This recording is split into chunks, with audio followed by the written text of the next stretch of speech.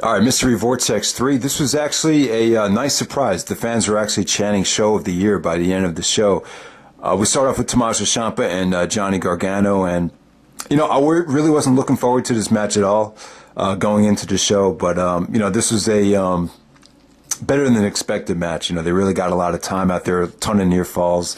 Crowd was really into it, and like I said, I really did not give a shit about this match going into it, but you give these guys credit, they over delivered. They're both being pushed right now on the indies, but they just made the best out of a bad situation, and definitely one of the better matches on the show. So the Monster Mafia actually split up after their match with Joey and Candice, and going their separate ways. There's injury problems there, but it's a shame I never really got to see a lot of the Monster Mafia, and it seemed like they had a pretty good following here on YouTube. A lot of people really said, look out for them, and they defended them and stuff like that. But it just, I don't know, we just didn't really get the chance to see the best of them in PWG from what I've seen.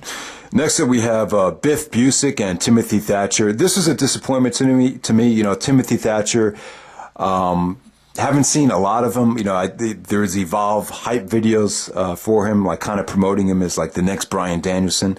I think Gabe Sapolsky does a great job of hyping guys up. So I'm not sure if this guy is really as good as people are saying he is, because this was definitely a bad representation of him. I don't know what the problem was here. Maybe because Biff Busick is like, both guys look the same.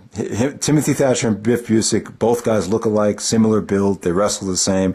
It was just kind of tough to differentiate one from the other, and didn't quite resonate with the audience. There was a sick headbutt in the match, and some great submission work with the arms. But I just don't think these two guys really clicked at all. It definitely, I don't know. I respect what they did. I respect the submission work in the match. I was just expecting a lot more. Maybe my expectations were just too high. I don't know. So next up we have Roderick Strong taking on Speedball Mike Bailey, and for me this is definitely the surprise of the year. I really thought this was incredible. I actually put this above Roderick and Trevor Lee. From out of nowhere, I thought it was even better than that match. But Speedball Mike Bailey, out of all the newer guys that PWG is pushing, this guy has been the most successful. I mean, he's the most over, he's the most different. He has his own identity, and he took Roderick Strong to the limit here. I mean, it was incredible. And Speedball is the perfect guy for Roderick, because he really was he's so light, and he's so it was just so cooperative here. It just seemed like all of Roderick's offense just came off like 1,000 times better than it usually does. It just came like the backbreakers, the chops, the aggressiveness. It just came off so good. Roderick's offense in this match. But really surprised me was the green light that Roderick gave Speedball. There was like 3 or 4 spots where I thought Roderick might have broken his arm. But yeah, man, just an incredible match. Had high spots, had aggressiveness, had stiffness, had an amazing finish. Just definitely great stuff. Brian Cage and John Silver had a tough time following this. There was an awesome power bomb from Silver to Brian Cage, but I just thought they were kind of stuck in a tough predicament with this placement on the card. Next up, we had Chris Hero and Zack Sabre Jr. This is definitely the match of the night. I wouldn't quite say it was better than Zack and Roderick from Don't Sweat the Technique, but this was a better mix of styles, because Hero is more diverse. He's got the European style down to a T. Wrestling over in Germany, wrestling all around the world. So him and Sabre Jr. just had an incredible technical warfare type of match. I mean, they were really going after each other's fingers. Just great submission work on the arms. The finish was just incredible. This is probably the finish of the year for me. I just thought it was that good. PWG, keep bringing in Zack Sabre Jr. As long as I see Zack Sabre Jr. on the card, I am going to keep buying these shows, because this is incredible. Everyone needs to check this out, and it's unlike anything you'll see. It's definitely breaks away from the PWG formula, but it still worked, and it was still just as over with the crowd. So yeah, definitely check it out. Next up, we have Andrew Everett and Trevor Lee, the champions, taking on the Young Bucks. And I hate to say it, but Andrew Everett and Trevor Lee, the DDT4 champions, they're just not that over. I mean, the Young Bucks came late, and the fans really weren't that into them when they were, going. They were actually trying to wrestle like a singles match until the Young Bucks showed up. I just didn't think it was that. I just don't think either guy's really that over. To be completely honest with you, and this is just an example of the Young Bucks just going out there. You could put them up against anybody in the main event of a PWG show, and you're pretty much guaranteed, a slamming, definite satisfaction 4-star match from the Young Bucks, and that's what it was here. But give those two guys credit though. I mean, there were so many times in this match where they were coming down from DDTs or Hurricane Ranas or moonsaults, and the Bucks just double super kicked them right in the face as they were coming down. Just a lot of sick super kicks here, just great stuff. And the end of the show was pretty awesome with Super Dragon coming out and taking out Rick Knox, the referee. He did his finisher through the chair. Then Roderick came out. So they formed Mount Rushmore 2.0, the Bucks, Super Dragon, Roderick Strong. I'm not really crazy about another stable. Hopefully PWG could find a way around, the stable and the interference and all that crap. But I think it's a great opportunity for Roderick Strong, because Roderick has never had a supporting cast this hot before. The closest thing would be the No Remorse Core with Davey and Rocky Romero. But it's a huge opportunity for Roderick to prove to NXT executives in the WWE that he has charisma. Because I know he has it. It's deep down inside. I think Roderick Strong has the charisma and has the ability to succeed in WWE.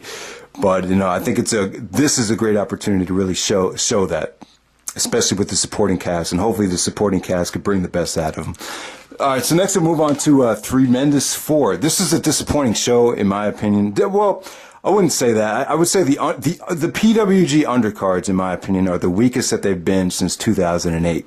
What's really drawn me in the PWG this year is a lot of the dream matches that are taking place between Hero, Roderick, Zack Sabre Jr., and bringing a guy like Akira Tozawa, bringing in Jack Evans, really spicing up these shows and making them a little bit more, bringing in more variety than we've seen in the last couple of years, where you constantly have seen Adam Cole, Kyle O'Reilly, and Michael Elgin dominate the shows. So that's one of the things that's standing out about PWG. But in my opinion, the undercards have just been somewhat dreadful.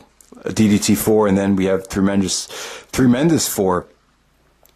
I really couldn't get into anything here. I thought Andrew Everett, Rich Swan, I really couldn't get into it. Brian Cage and Johnny Gargano, I just had no interest. Even Tomasso Ciampa and Trevor Lee, I thought Trevor Lee and Ciampa brought it. I thought they looked good. But once again, it's just one of those matches where I just don't think anyone was really excited to see it going into it. Things didn't really pick up on the show until we got Speedball Mike Bailey taking on Chris Hero. This is definitely, the veteran putting over the up-and-coming, hungry, Speedball Mike Bailey here. It felt like a teacher versus student match, and it just flowed really well. I thought Bailey played a great underdog. The fans are really, connecting with him really, really nicely, and the fans were just, completely behind him. Really had a David versus Goliath feel, and with Chris Hero's physique, that's one of the things that he has going for him in his matches. He just kind of creates this underdog atmosphere with his opponents, and it just comes up. I think it's a little overrated, though. I wouldn't quite go like 4 1/4 like some people are giving it, but I give it credit though, because it really got really turned the show around. Next up, we had Ricochet and Akira Tozawa, the returning Akira Tozawa. I believe the first time we've seen Tozawa since the summer of 2011 during All-Star Weekend 8, when he had the rematch with Chris Hero. I believe that's the last time we've seen Tozawa, if I'm not mistaken. So it's a huge deal for me. Tozawa's really connected with the PWG audience more than anybody, I would say. There's just something special between Tozawa and the PWG crowd. And I'm not so sure they booked this quite well. I get it on paper. We've never seen Ricochet and Tozawa, especially at this level, on a PWG show. Ricochet is, one of the most just look at Lucha Underground to see what he pulled off. He was the star of the company, in my opinion. So you're putting against Akira Tozawa, you're putting Tozawa against someone that's arguably just as entertaining and just as exciting. So it's kind of tough to recreate that feeling that you got from Tozawa. You know, with Tozawa, they put him against Hero and, you know, guys like Kevin Steen. They really made Tozawa feel like the underdog. And, you know, the great thing about Tozawa is he really got the fans invested in his matches. It's kind of tough to do that when you're going, you know, back and forth with Ricochet. And they really didn't, you know, go all out for this match. It really wasn't, you know, the dream match that you would envision. It was respectable. It was good. You know, a lot of the deadlift Germans came off incredible.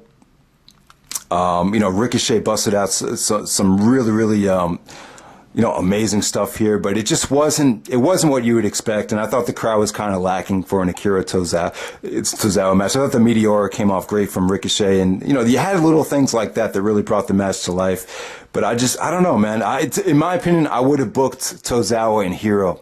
I just would have went with that. You know, I don't know how often or how frequently Tozawa was going to be coming in the PWG, but if this was a one-shot deal, I would have went with the safe bet and just put Tozawa against Hero. This time you have a different dynamic with, you know, Hero having the WWE experience and being so overweight. I just think it would have created more of a David versus Goliath dynamic, and it would have been a nice ending to the trilogy. But, you know, Ricochet and Tozawa, I definitely wouldn't say it's on the 4-star level. I would say it's more like 3.5, 3 3/4. But, you know, you just appreciate it for what it's worth. You know, it was fun while it lasted, but it looks a lot better on paper than it actually was. And that's just me being completely honest, you know.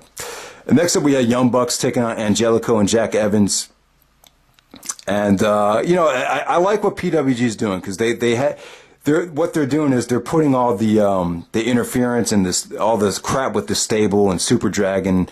You know, Super Dragon came out and, you know, just annihilated everybody. You know, Ricochet, Akira Tozawa, you know, Candice LeRae. It was a brutal beatdown, but I like the fact that they did it before the main event. This way, once we got to the main event, you just let them go balls to the wall, get all the interference out of the way, then you don't have to worry about it again. So very smart booking from Excalibur or whoever the hell booked that.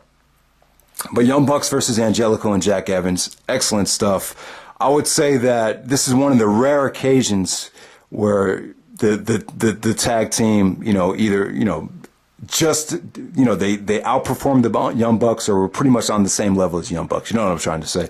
So you rarely get that, but I thought, you know, it was just a breath of fresh air to see Jack Evans. You know, I wasn't the hugest fan of him in Ring of Honor.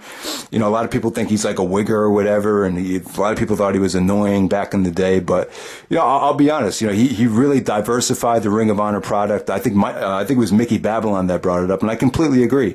You know, you could definitely argue that he should have been on that list of the top 25 most important wrestlers in Ring of Honor history. But, you know, this was just from the get-go. This is just explosiveness and spots. And you know, some people would disagree with having a match, you know, start off this hot and this crazy, but it just never let up from start to finish. I thought this was incredible. Definitely lived up to the hype for me. The ending with the springboard, what do you call it? The springboard tombstone spot from the outside of the ring. That was crazy. What do they call that? The Indie Taker. But this time they did it springboard onto the outside, and that was crazy. And then the Young Bucks did the, you know, more bang for the buck to finish it off. Kind of anticlimactic, but, you know, you would expect what it is. You know, Angelico and Jack Evans aren't PWG regulars, so you kind of knew they weren't winning the tag team titles. But Threemendous IV, disappointing undercard. The last 3 matches really, you know, kicked the show in the good gear, and it was a good show. You know, last 3 matches were, you know, excellent stuff. You know, you really had a good feeling once the show ended, and really that's all it needed. So I'll probably give it like a 7.5. But for an anniversary show, the undercard definitely needs to be cleaned up. I would definitely say that.